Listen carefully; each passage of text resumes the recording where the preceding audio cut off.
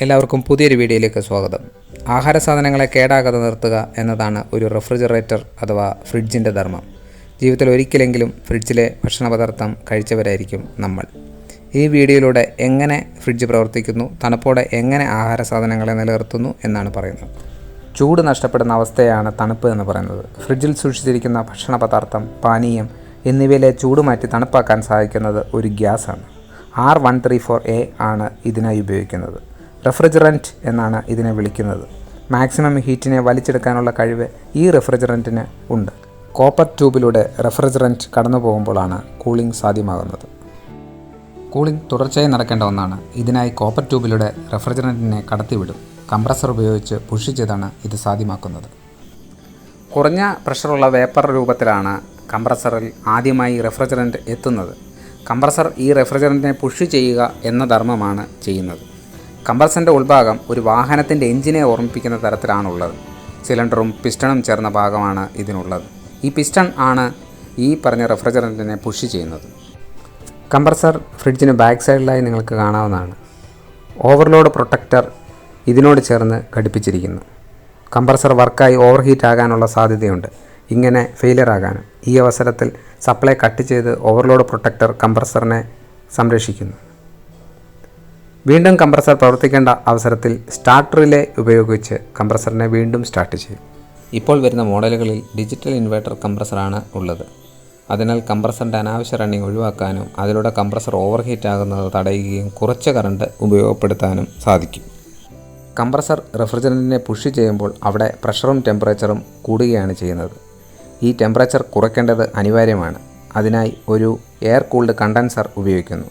കണ്ടൻസറിനോട് ചേർന്ന് ഒരു ഫാൻ ഘടിപ്പിച്ചിരിക്കുന്നു. വാഹനങ്ങളിലും മറ്റും കണ്ടിട്ടുള്ള റേഡിയേറ്ററിനു സമാനമായിട്ടാണ് ഈ കണ്ടൻസർ പ്രവർത്തിക്കുന്നത്. ഇതൊരു ഹീറ്റ് എക്സ്ചേഞ്ചറാണ്. കണ്ടൻസർ കോയിലൂടെ ചൂടുള്ള റെഫ്രിജറൻറ്റ് കടന്നു പോകുമ്പോൾ അതിലെ ടെമ്പറേച്ചർ കുറയുന്നു.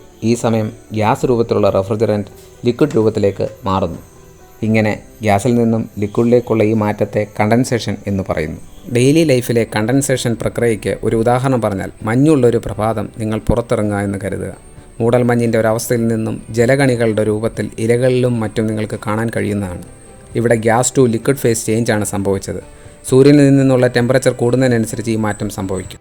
ലിക്വിഡ് രൂപത്തിലായ റെഫ്രിജറൻറ്റിൻ്റെ പ്രഷർ ഇപ്പോഴും ഉയർന്നു തന്നെയാണ് ഇരിക്കുന്നത്. കണ്ടൻസർ കോയിലൂടെ കടന്നു പോയപ്പോൾ ടെമ്പറേച്ചർ മാത്രമേ കുറഞ്ഞിട്ടുള്ളൂ. പ്രഷർ ഇപ്പോഴും ഉയർന്നു തന്നെയാണ് ഇരിക്കുന്നത്. ഇത് കുറയ്ക്കേണ്ടത് അനിവാര്യമാണ്. ഇത് കുറയ്ക്കാനായി തെർമോസ്റ്റാറ്റിക് എക്സ്പാൻഷൻ വാൽവിലൂടെ ഈ റെഫ്രിജറൻറ്റ് കടന്നു പോകും. അപ്പോൾ പ്രഷർ കുറയും. പ്രഷർ കുറഞ്ഞ റെഫ്രിജറൻറ്റ് അതിനുശേഷം ഇവാപ്പറേറ്ററിലേക്ക് എത്തുകയാണ് ചെയ്യുന്നത്. ഇതേ തെർമൽ എക്സ്പാൻഷൻ വാൽവാണ് AC-യിലും മറ്റും ഉപയോഗിക്കുന്നത്. ഇവാപ്പറേറ്റർ കോയിൽ ഫ്രീസറിന് തൊട്ട് പുറകിലായിട്ടാണ് ഉള്ളത്. ഇവാപ്പറേറ്ററിൽ നിന്നാണ് തണുത്ത കാറ്റ് വരുന്നത്. അങ്ങനെയാണ് ആഹാര സാധനങ്ങൾ തണുക്കുന്നത്. ഇവാപ്പറേറ്ററിലേക്ക് വരുന്നതിന് മുമ്പായി റെഫ്രിജറൻറ്റിലെ പ്രഷർ കുറയ്ക്കാനാണ് തെർമൽ എക്സ്പാൻഷൻ വാൽവ് ഉപയോഗിക്കുന്നത്. ഇതിനുശേഷം വരുന്ന ഇവാപ്പറേറ്ററിൽ കണ്ടൻസറിൽ നടന്നതിന് നേരെ വിപരീതമായാണ് നടക്കുന്നത്. കണ്ടൻസറിൽ ഗ്യാസ് രൂപത്തിലുള്ള റെഫ്രിജറൻറ്റ് ലിക്വിഡ് രൂപത്തിലേക്ക് മാറുന്നുവെന്നും അതിനെ കണ്ടൻസേഷൻ എന്ന് വിളിക്കുന്നുവെന്നും ഇതിനോടകം പറഞ്ഞിട്ടുള്ളതാണ്. ഇവാപ്പറേറ്ററിൽ ലിക്വിഡ് രൂപത്തിൽ നിന്നും ഗ്യാസ് രൂപത്തിലേക്കുള്ള മാറ്റമാണ് നടക്കുന്നത്. ഈ മാറ്റത്തെ വേപ്പറൈസേഷൻ എന്നാണ് പറയുന്നത്. ആഹാര സാധനങ്ങളിലെ ചൂട് വലിച്ചെടുത്താണ് റെഫ്രിജറൻറ്റ് ലിക്വിഡ് ഫേസിൽ നിന്നും ഗ്യാസ് രൂപത്തിലേക്ക് മാറുന്നത്. വേപ്പറൈസേഷനോ ഡെയിലി ലൈഫുമായി ഒരു എക്സാമ്പിൾ പറഞ്ഞാൽ, നനഞ്ഞ വസ്ത്രങ്ങൾ ഉണങ്ങാനായി വെയിലത്തിരുന്നു എന്ന് ആലോചിച്ച് ഇവിടെ എന്താണ് സംഭവിക്കുന്നത്? വസ്ത്രത്തിലെ ജലാംശം വേപ്പർ രൂപത്തിലേക്ക് മാറുന്നതായി കാണാം. ഇതിനടുത്ത് നിൽക്കുമ്പോൾ ഒരു തണുപ്പ് ഫീൽ ചെയ്യാറില്ലേ? ഇതേ രീതിയിലാണ് റെഫ്രിജറേറ്ററിലും സംഭവിക്കുന്നത്. ലിക്വിഡ് രൂപത്തിലുള്ള റെഫ്രിജറൻറ്റ് ആഹാരത്തിൽ നിന്നും ചൂട് വലിച്ചെടുത്ത് വേപ്പർ രൂപത്തിലേക്ക് മാറുന്നു. അപ്പോഴാണ് തണുപ്പ് അവിടെ ഉണ്ടാകുന്നത്. ഇവാപ്പറേറ്റർ വാഹനത്തിലെ റേഡിയേറ്ററിനെ ഓർമ്മിപ്പിക്കുന്ന തരത്തിലാണുള്ളത്. ഇവാപ്പറേറ്ററിന് സമീപമായി ഒരു ഫാൻ ഘടിപ്പിച്ചിരിക്കുന്നു. തണുത്ത കാറ്റ് റെഫ്രിജറേറ്ററിലെ എല്ലാ ആഹാര സാധനങ്ങളിലും കൊണ്ടെത്തിക്കാൻ ഈ ഫാൻ സഹായിക്കുന്നു. ഫ്രീസറിന് തൊട്ട് പുറകിലായാണ് ഇവാപ്പറേറ്റർ ഘടിപ്പിച്ചിരിക്കുന്നത്. ഫ്രിഡ്ജിനുള്ളിലെ എല്ലാ ഭാഗങ്ങളിലും തണുപ്പെത്തിക്കാൻ ഇവാപ്പറേറ്റർ ശ്രമിക്കുന്നു. ഇതുവരെ പറഞ്ഞ കാര്യങ്ങൾ കോർത്തിണക്കി ഒരു ഡയഗ്രത്തിലൂടെ എക്സ്പ്ലെയിൻ ചെയ്താൽ ഈ കാണുന്നത് കംപ്രസർ, അതിനുശേഷം കണ്ടൻസർ, എന്നിട്ട് തെർമോസ്റ്റാറ്റിക് എക്സ്പാൻഷൻ വാൽവ്, ഏറ്റവും അവസാനമായി ഇവാപ്പറേറ്റർ.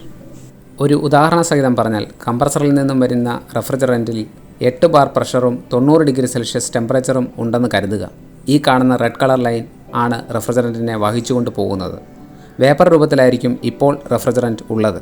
ഇതിനുശേഷം കണ്ടൻസറിലൂടെ കടന്നു പോകുമ്പോൾ അവിടെ കണ്ടൻസേഷൻ കാരണം ലിക്വിഡ് രൂപത്തിലേക്ക് റെഫ്രിജറൻറ്റ് മാറുകയും ടെമ്പറേച്ചർ കുറഞ്ഞ് 90 ഡിഗ്രി സെൽഷ്യസിൽ നിന്നും 40 ഡിഗ്രി സെൽഷ്യസിലേക്ക് മാറ്റം സംഭവിക്കുകയും ചെയ്യുന്നു. ഇപ്പോഴും പ്രഷർ 8 ബാർ തന്നെയാണ് ഉള്ളത്. അടുത്തതായി റെഫ്രിജറൻറ്റിലെ പ്രഷർ കുറച്ച് അതിലൂടെ ചൂട് കുറയ്ക്കുകയാണ് വേണ്ടത്. അതിനായി തെർമോസ്റ്റാറ്റിക് എക്സ്പാൻഷൻ വാൽവിലൂടെ കടന്നു പോകുന്നു. ഈ സമയം പ്രഷർ 6 ബാറും ടെമ്പറേച്ചർ -20 ഡിഗ്രി സെൽഷ്യസായും കുറയുന്നു. ഇതിനുശേഷം ഇവാപ്പറേറ്ററിലൂടെ കടന്നു പോകുന്നു.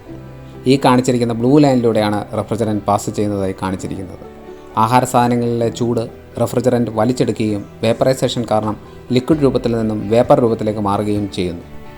വേപ്പർ രൂപത്തിലായ റെഫ്രിജറൻറ്റ് വീണ്ടും കംപ്രസറിലൂടെ പോവുകയും ഈ പ്രക്രിയ തുടർന്ന് ആവർത്തിക്കുകയും ചെയ്യുന്നു. ഇങ്ങനെയാണ് കൂളിംഗ് തുടർച്ചയായി നടക്കുന്നത്. ഇവാപ്പറേറ്ററിൽ നിന്നും വേപ്പർ രൂപത്തിൽ കംപ്രസറിലേക്കും അവിടെ നിന്ന് കണ്ടൻസറിലേക്കും പിന്നീട് ലിക്വിഡ് രൂപത്തിൽ എക്സ്പാൻഷൻ വാൽവിലേക്കും റെഫ്രിജറൻറ്റ് ഇങ്ങനെ കടന്നു പോകും. കൂളിംഗ് പ്രക്രിയ തുറന്നുകൊണ്ടേയിരിക്കും. ഇതുവരെ ഒരു റെഫ്രിജറേറ്ററിൽ കൂളിംഗ് എങ്ങനെയാണ് നടക്കുന്നത് എന്നാണ് പറഞ്ഞത്. ഇതുപോലുള്ള വീഡിയോസ് തുടർന്നും കാണാൻ ഈ ചാനൽ ലൈക്ക് ചെയ്യുക, സബ്സ്ക്രൈബ് ചെയ്യുക. ഇനിയും പുതിയൊരു വീഡിയോയുമായി കാണാം.